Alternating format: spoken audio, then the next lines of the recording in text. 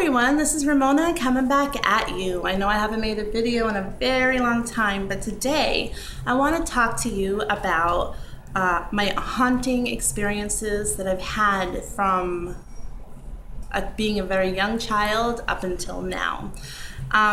This video is being sparked because I had an interesting conversation with a YouTuber in the witchy community, and she is very good at what she does, everything that she does. So some of the things that she had said, I know that it was coming from a real place because some of the things that I knew, and I didn't volunteer the information, and she knew. So I was like, wow, oh my God, that's really interesting. So I thought that maybe I would share just for the fun of it. And I thought that maybe you guys can make a video response, or you can leave comments down below and tell me about your experiences that you've had. Okay, so this starts out with my mom, okay? Now, my mom she's very intuitive herself, okay? But she is a very Christian woman, and she doesn't want anything to do with any of this stuff, but she too, is very sensitive on picking up spirits and stuff like that. So at a young child, she knew that I could do that as well, and she just told me that for the sake of, like, you're not crazy, and you're not, you're not crazy, and don't freak out when these things happen to you, because they're going to happen to you.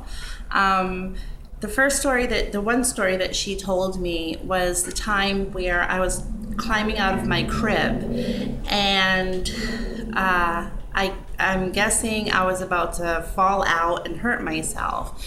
And all of a sudden, and I don't remember this story, but my mom had told me, and it was the only story that she would tell me, and this was why it sparked, like, this is what's gonna happen to you. So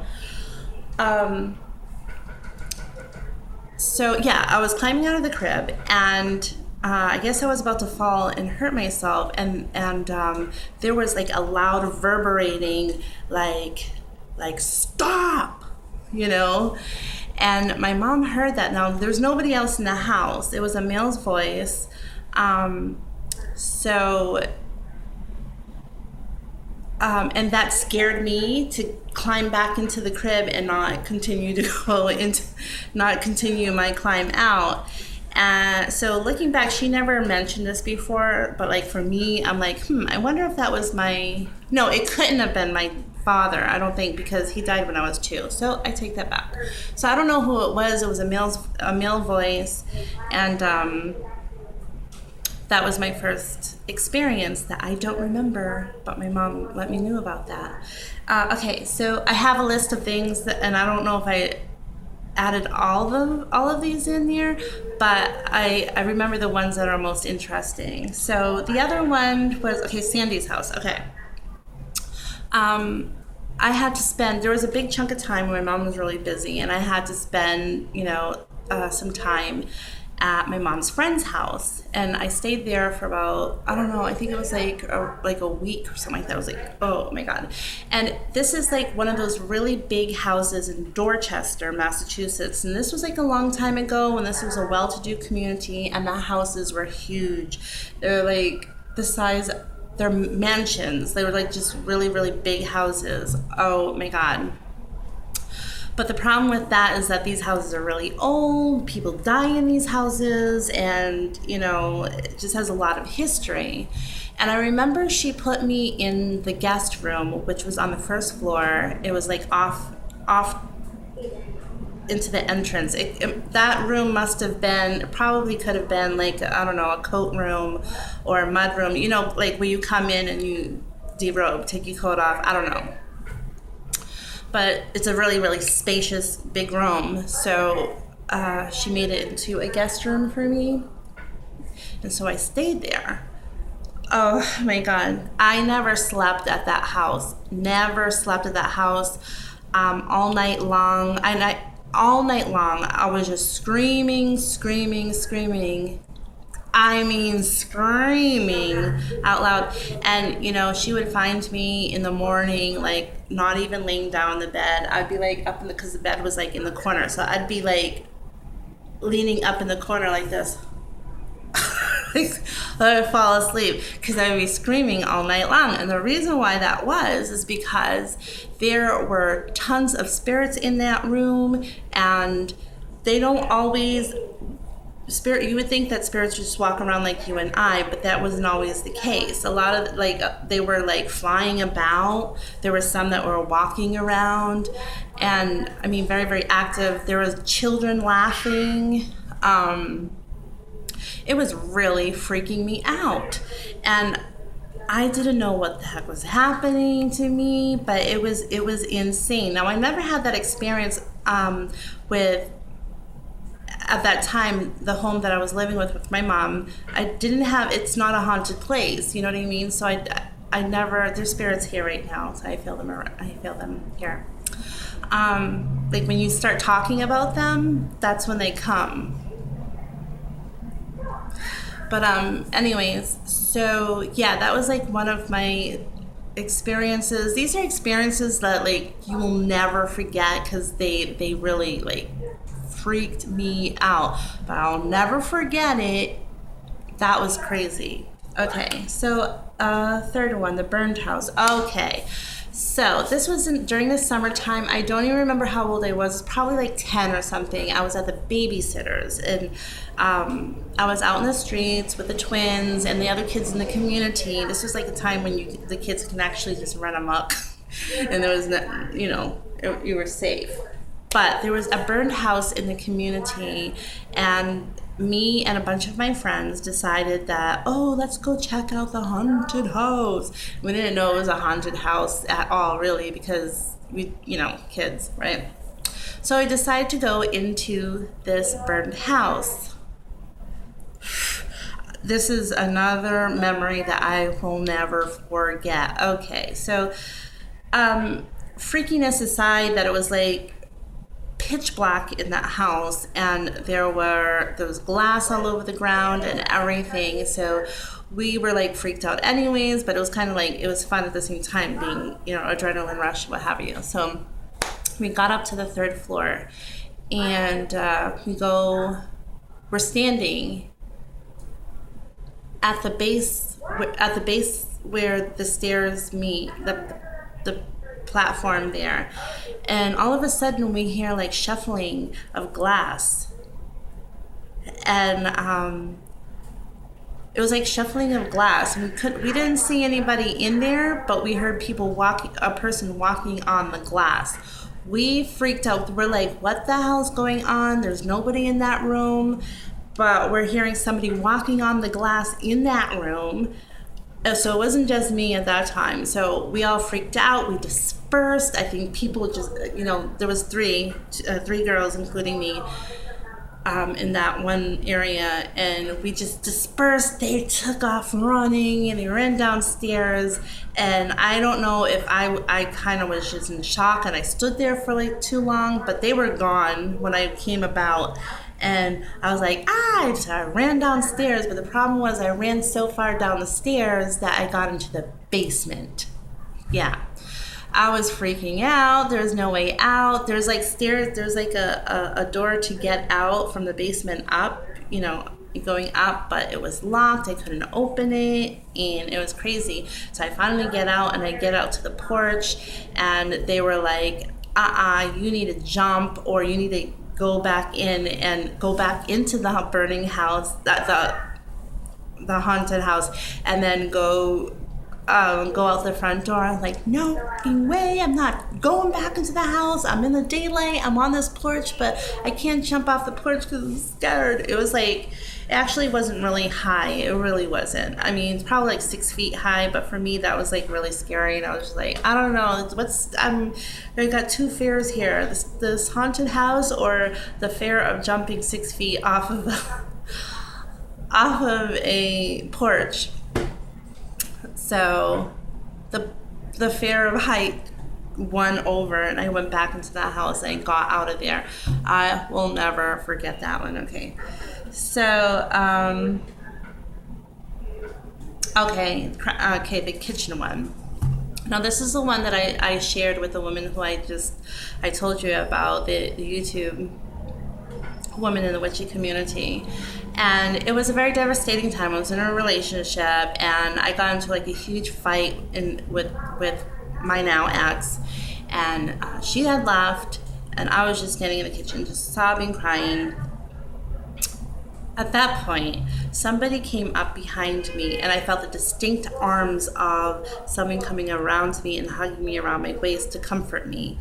And I remember that was the only time where I felt like, I mean, like now the spirits come around and it doesn't really bother me. It's not like, oh, you know, but it's just like I noticed that they are there, they are here, and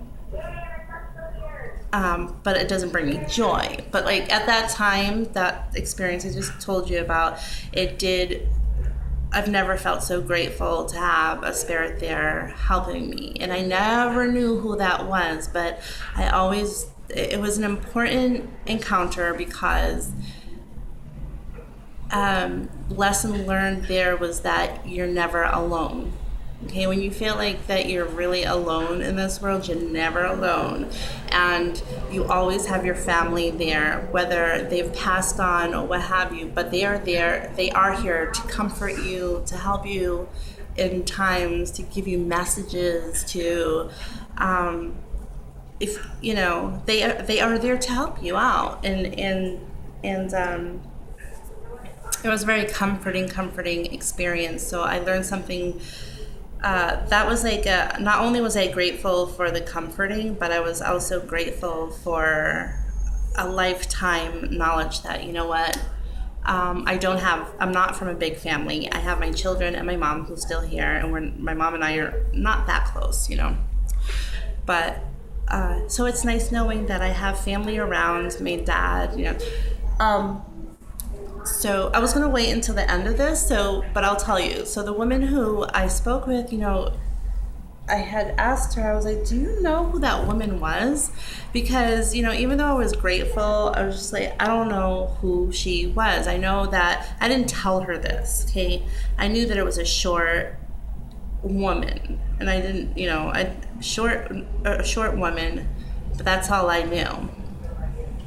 And which is interesting because I used to think that I could tell if it's a male or a female, but that was kind of debunked because I felt like the males were like a stronger spirit, and those are the ones that feel like, you know, it's like somebody just threw like a wool blanket over you, like they just come heavy, you know. And the women are more like standoffish, and it's a very like, I felt like it's more of a distance, like they stand over here and I'm over here, like I feel like there's a connection, but the males are kind of like very, very strong. And so that's what I used to think, but then I was told that no, it's not. Like when I say like, oh, I think there's a male here, and she had told me, no, it's not a male, it's a female. But sometimes females come off like a strong, if they have in this lifetime when they were alive were a strong person with a big presence, they're going to come off like that male energy. So I was like, oh, okay, so I can't really tell if it's a male or a woman, but in this case I knew it was a short woman. And so I had asked the YouTube women here in the witchy community, I said, do you know who that is? Do you know who that was? And she meditated or whatever she does, and connected, and she was like, I believe that it was your grandmother. It was one of your grandmothers. So I found that was really interesting. I don't feel like it was a black woman, because my dad is black, so I'm thinking it's either two options, because I actually have three grandmothers. So it's either my mother's mom or my godmother's mom. I think my godmother's mom, even though she was really old when I come around, I don't know how old she was, like 97 or something like that, 96, 97. She was really old, but she really liked me. And so I wonder if it's either my mom or my godmother.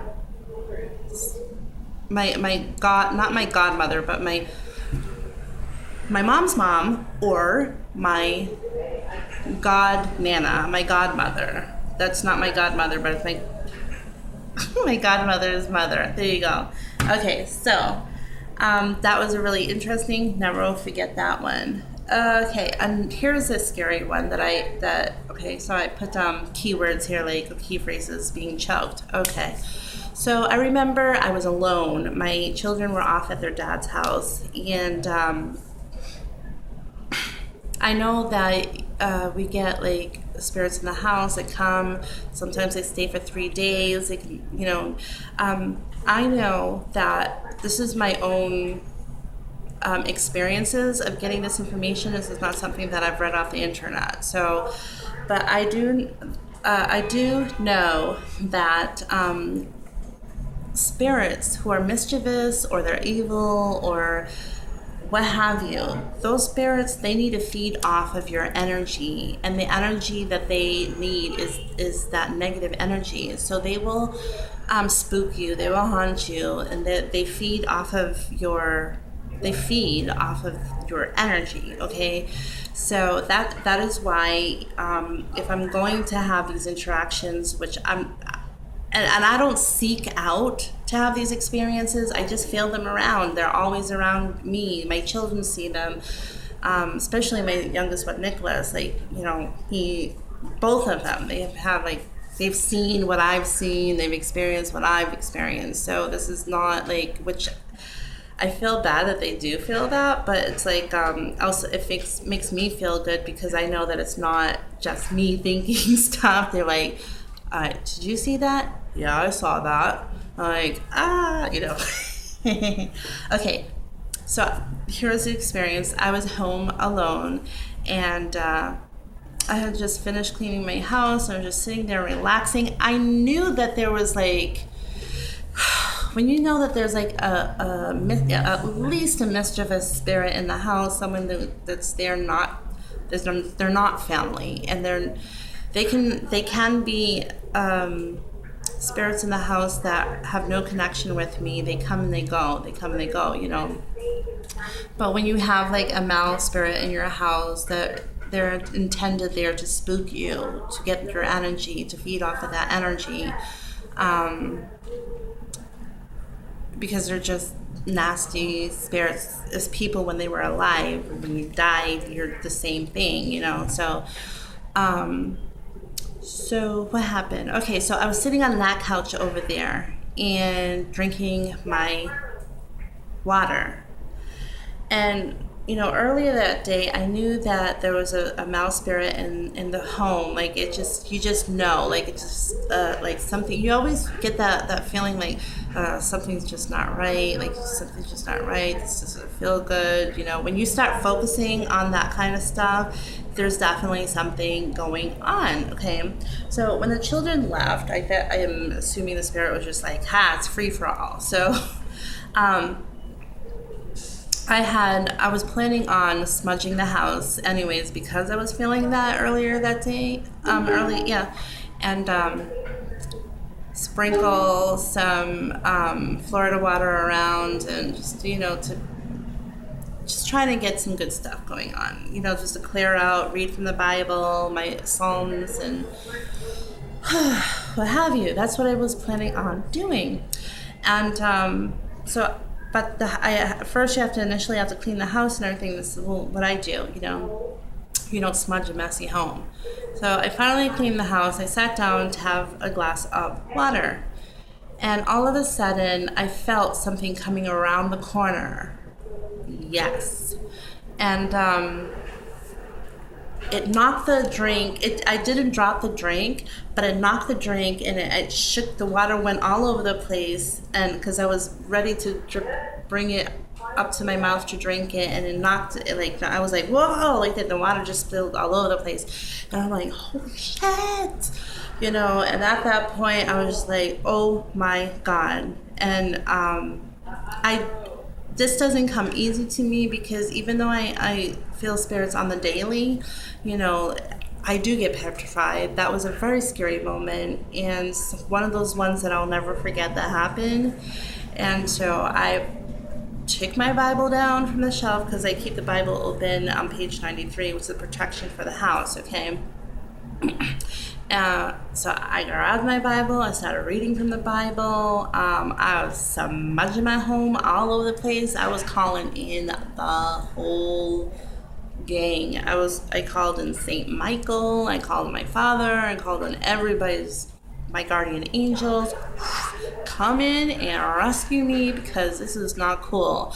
That spirit was just like, it's just weird. Like, I was pushing over that way because it was like coming down on me. It was really, really spooky. I did not sleep that night. I called on St. Michael, St. Gabriel, you know, like I'm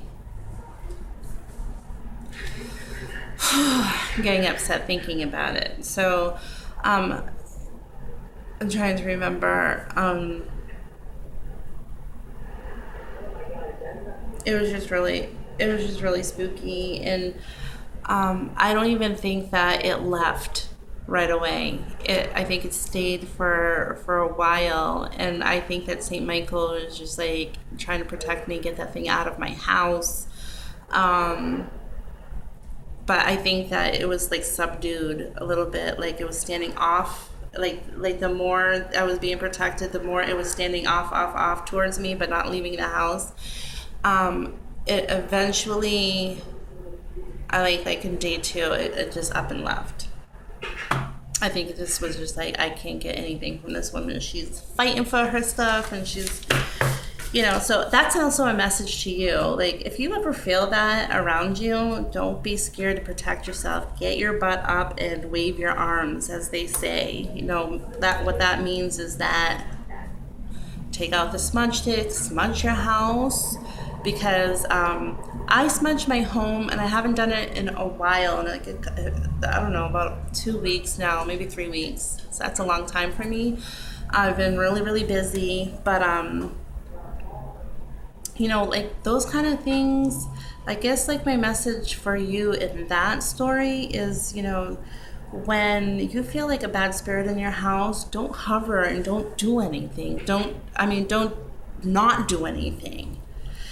I know that it's a scary shit, because like you just wanna get the covers and throw it over your head, like no, because I've done that before.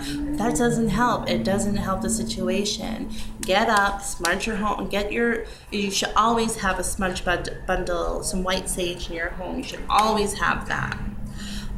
So when these things happen, yeah, you need to clean the energy out of your home, because that's another thing. Like, if you don't smudge a lot, and you know that you're surrounded with spirits all the time,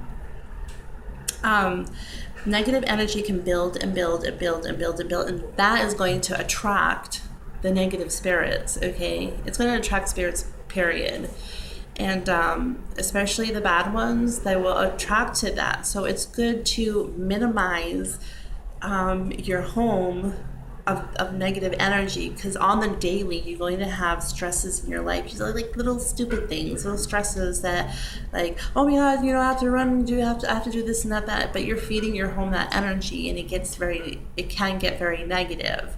And if you don't smudge your home at least once, in my case I do it more often, I try to, but at least smudge your home once a month, because that energy builds and it builds and it builds until it gets like really panicky, and it just feels like there's a cloud of negativity in the air. And every time I smudge and I clean out my home spiritually, it feels like there's a big cloud lifted up. It feels so great.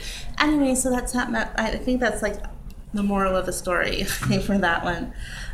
That was total wow, I didn't like that one, but I defeated it because I fought back. So, knock at the window. Okay.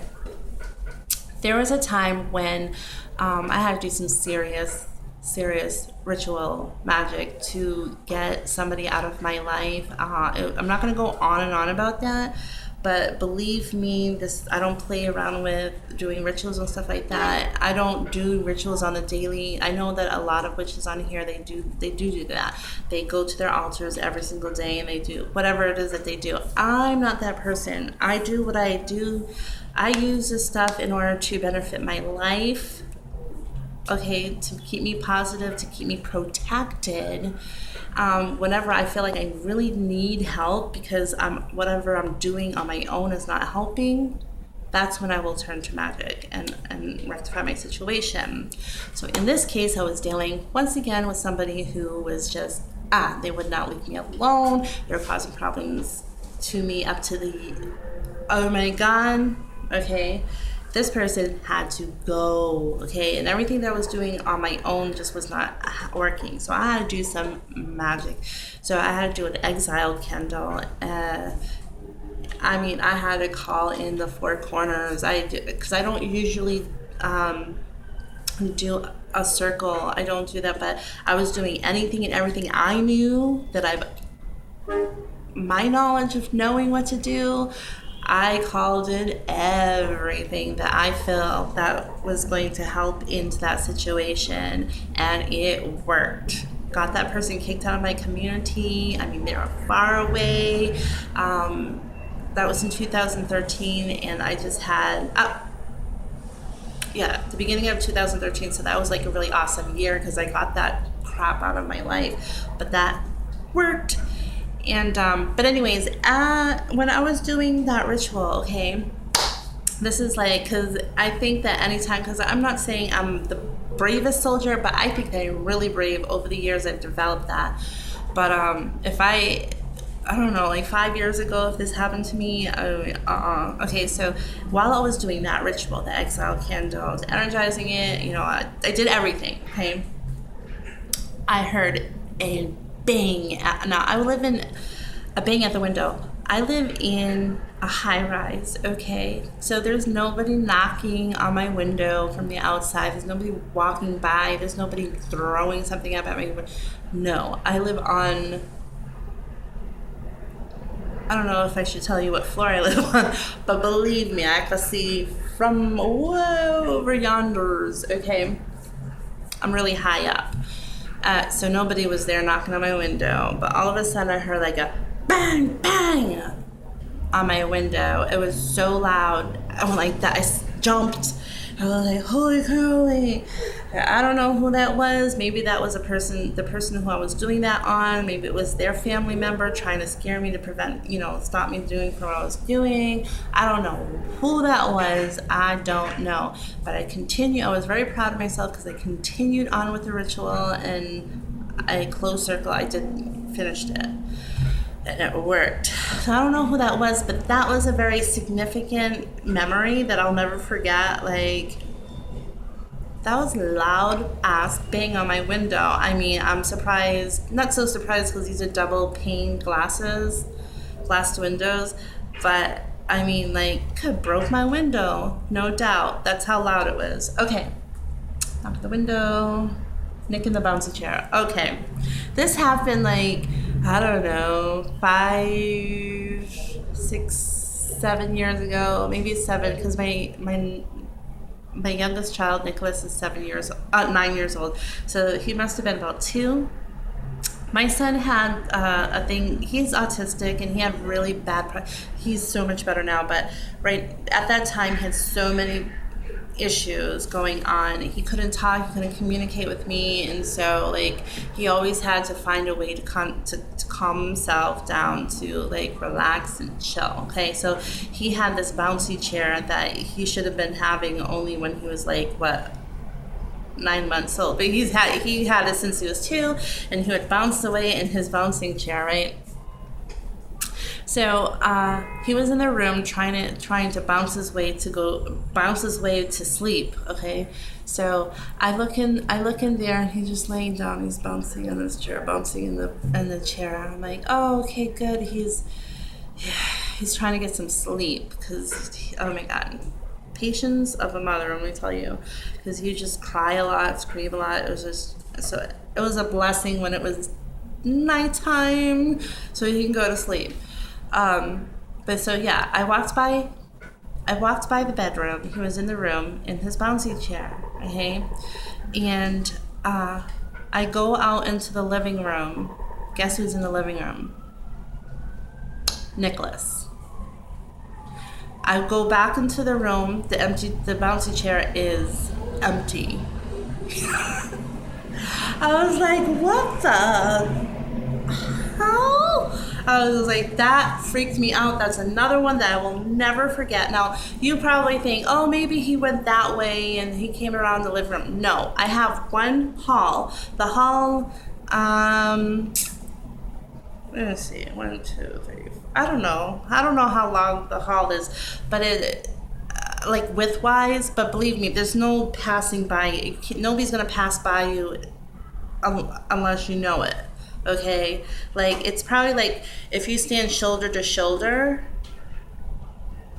and a half a shoulder, that's like how wide the hall is from the living room down to the bedrooms. Okay, so he didn't pass me by.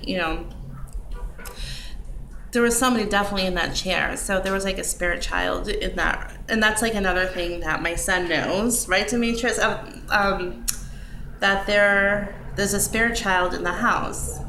Okay, so actually the kids didn't really. My 14-year-old, he's used to the spirits now, so just like, and he knows like, well, why not sleep in that room, because the spirits are all over the house. So so we have to live here. So what? You know what I mean? So now he's older, so now he sleeps in that room. It's not really a problem. He hears bumps in the night once in a while, but not a problem. But so I definitely had seen a little child in that bouncy chair with my child's clothes on. I mean, it's just weird. Okay, so yeah. And I also know that when my son was younger, he used to play with that spirit child in my bedroom, in the closet, and he would go in the closet, close the door. It's a walk-in closet, so it's not like small, and that'd be weird. But well, this is also weird too. But he'd be in the closet, and he'd be actually sitting there sharing the little box cars with his friend, the spirit child. Like he would like give him, here you go. I would like, Nicholas, could you please come out of that closet? That's just a little weird. So anyways, that's another experience. Nick in the bouncing chair. Okay, so I guess the last one I just said, they follow me around. That's like on the daily. They come in here all the time. I mean, it would be a rare occasion that there's nobody here, okay? And sometimes they'll follow me. I don't even really know how the spirits would know. I don't know if they go up to everybody, but not everybody can sense spirits, so I don't know.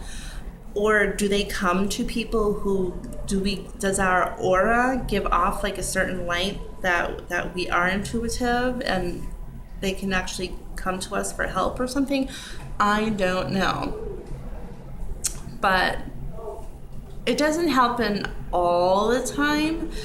But when I go grocery shopping quite a few times, there will be spirits in the shopping at Stop and Shop, and some of them, they come directly to me, trying to get me to to help them,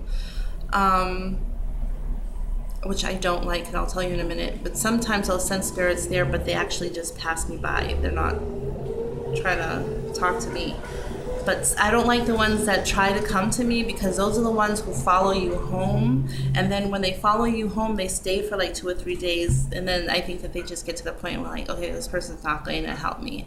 And it's not that I don't want to help them. It's just that I'm not that good at, I can sense them around, okay, but I'm not good at knowing what the problem is. And I'm not really open to like communicating with them in that sense. My relationship with the spirits that are in my home is I respect your space, you respect my space. I respect the fact that, yeah, I'll acknowledge the fact that you are there, okay, and you know that I'm here, but that's as far as communication goes. Because I feel like opening, purposely connecting is like opening Pandora's box. I don't know what's gonna happen, but they're coming around anyways. But that's just not me.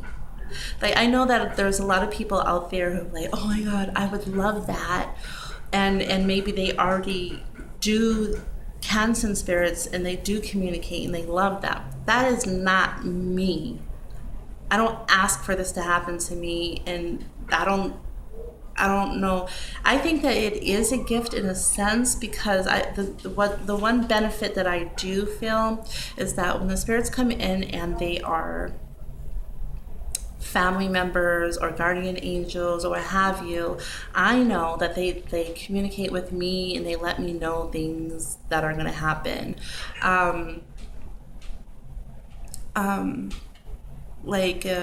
I know when things, especially when bad things are going to happen, like I'll get like a worried sense, like, and also this number pops in my head, and I know that we have the 9/11 and stuff like that, but I don't think I think that mentally I resonated with the 9/11,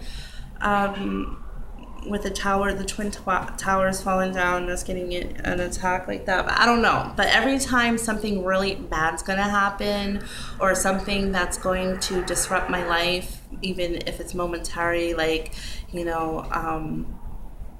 or it's like a pre-warning, hey, like if I start panicking about my money for like no reason, just out of the blue, I'm like, oh, yeah, I better pay that bill, or I better, whatever. Sometimes I ignore that, and then I'm like, why did I ignore that? Because like what I was worried about happens. So that number, I'll see it anywhere. It'll be on the clock.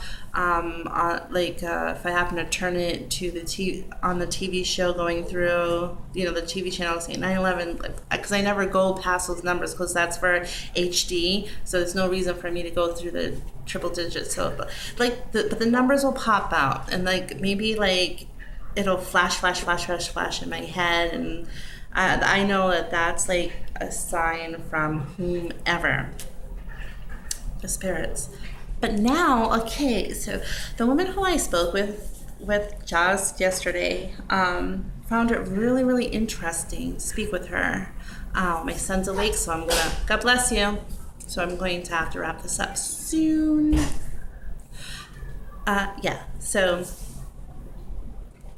Okay, so the woman who I spoke with, she opened my eyes to something that was really interesting. And the interesting thing is that I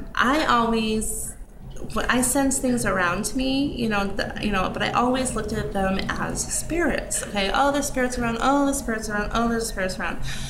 But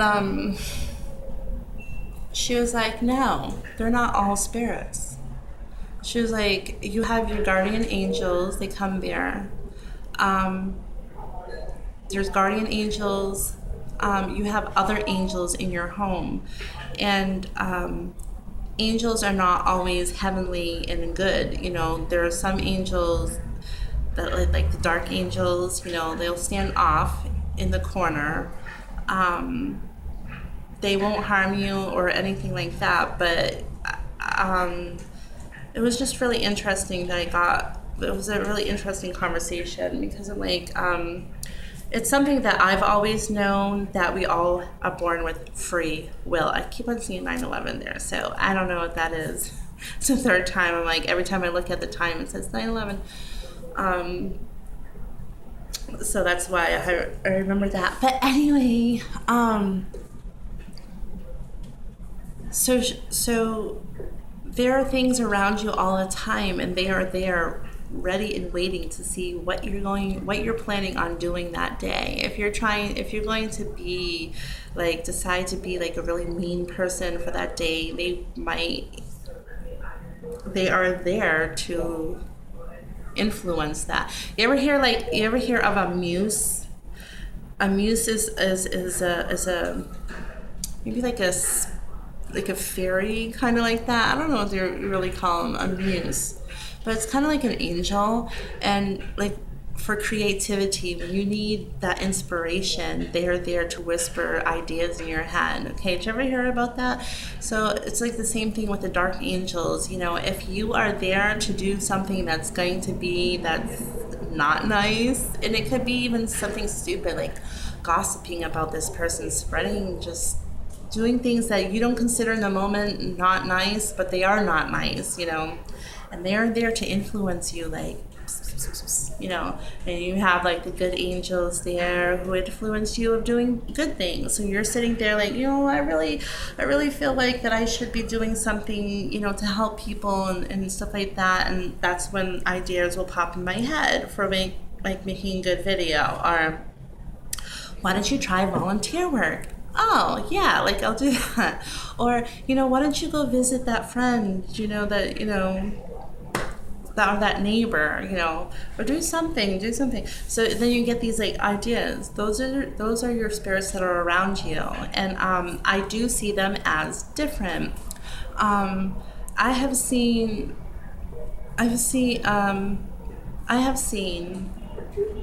I'm going to describe to you really quick, because I know this video is running long. It's like one of my long videos. But I see them as like dark shadows on the walls, and they'll walk by. I feel their energy there, but then it's backed up by the shadows going by on the wall. Here's another one. I remember I was bending over the tub trying to wash this tub, and I had a full, like, I don't know, minute conversation with, who was it who I thought it was? It was either my son or my ex at that time.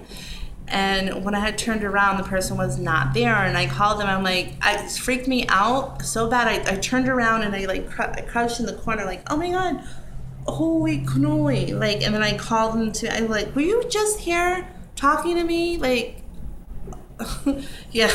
They're like, no. Like, holy crap, there was a spirit that was there, and I thought it was one of you guys, and it wasn't. So that was like that kind of thing. But anyways, like, I'll see them like, spirits walking by. But the newest thing that I'll see is like, they'll come like, you ever see like a heated up car, and you see the heat waves coming up, like that. So they'll either be in a ball like that, or you can see the figure of a person, and it's like the energy, but they're not this, so it's not the heat waves going this way, but the heat waves going that way. And so you'll see like their aura, like it'll be the shape of a person, but on the backside of them walking, and you'll see the heat waves coming off. They're not heat waves, but it's like, weird stuff coming off of them. And then sometimes I'll see like, I don't see this too often, but I have seen it, orbs. They'll be on the wall, like floating around like this, and then they'll go behind something and disappear. The other thing that I'll see is, then these are like really big balls. They're like really big balls, a little bigger than a basketball, and they'll be white and kind of like a cloud almost, but more solid, and it'll go like around the house, like they're really fast. I'm guessing those ones are angels. I have seen, here comes my son. Hi, Nicholas. Hold on here, please. I'm gonna be done in a minute. I have seen, there's like a snake like black thing. It's like dark, and it's like snake-like, moving like that around my feet, and it'll just go through. I'm like, what the hell was that? I don't know. So my point is that, you know, so if you sense spirits around you, they're not always spirits. They could be something, they could be, I don't know what that snake thing would be. I'm guessing maybe an animal, or it could actually be something that's not good. Maybe like a demon. I don't know. But they'll come in and yeah. Or it could be an angel, guardian angel. It could be a warrior angel like Saint Michael. It could be anything. So if you feel those things around you, just know that it's not always people who've passed on. So that's something that opened my eyes up yesterday when I was speaking to the lovely lady. So sweet. And so nice. So that's gonna wrap it up. I don't know if you guys are gonna watch this whole thing, but I thought that would be really interesting. So yeah, love everybody. Mwah. Okay, so hopefully in my next video it won't take me forever to get it out. During the summertime I am so busy, and I drink up the summertime because in the wintertime I don't like it. So I need to just experience a great summer. So I'm always out, always doing something, and this weekend I'm going to a block party, so that should be fun. Summer's coming to an end, but so you'll probably definitely see more videos from me than you have been. So I'm sorry about that. Okay, bye everyone.